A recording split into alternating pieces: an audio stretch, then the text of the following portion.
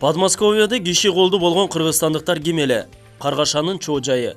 Маркумдар Люблино метросундагы кыргыздардын Алмаз деген кафесине барып түнкү саат 3-ке чейин олтурушкан. Андан соң белгисиз кыргыз балдар келип, аларды күч менен машинасына салып кетишкен.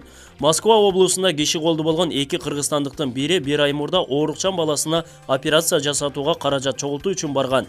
Бул туурасында Боордоштор кайрымдуулук тобунун негиздөөчүсү Жылдыз Осмонова Facebook баракчасына жазды.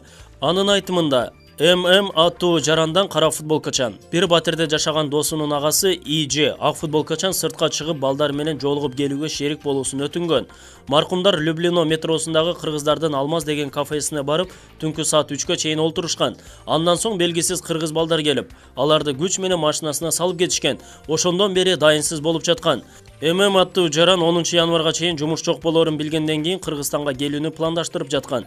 Бирок Москвага келгенине бир ай эле болгондуктан көп чыгым болбоюн деп Бишкектеги келинчеги менен кеңешип кайра калууну чечкен. Ал турак жайларга евро ремонт жасап иштечү, 3 баланын атасы. Уулу баласы 8 жашта болсо, кечүүсү 9 айлык, ортодо 7 жаштагы уулу бар. 15 февралда ортончу баласына Германияда экинчи операция жасалмак. Кыргызстанда иши убактылуу токтогондуктан ага чейин иштеп операцияга каражат чогултуп келейин деген ниет менен Москвага келген.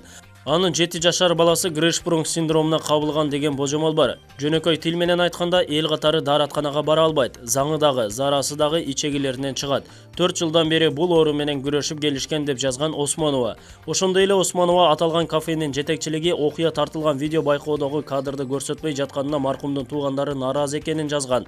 Киши колду болгон экинчи кыргызстандыктын Москвада келинчеги, бала чакасы жана туугандары бар.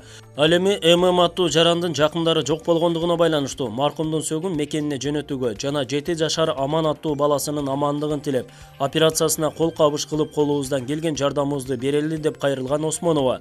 37 жана 38 жаштагы кыргызстандык жарандар Оштун Өзгөн районуна караштуу Куршап айылынан экени белгилүү болду. Алардын сөгү Москва дарыясынын жээгинен табылган.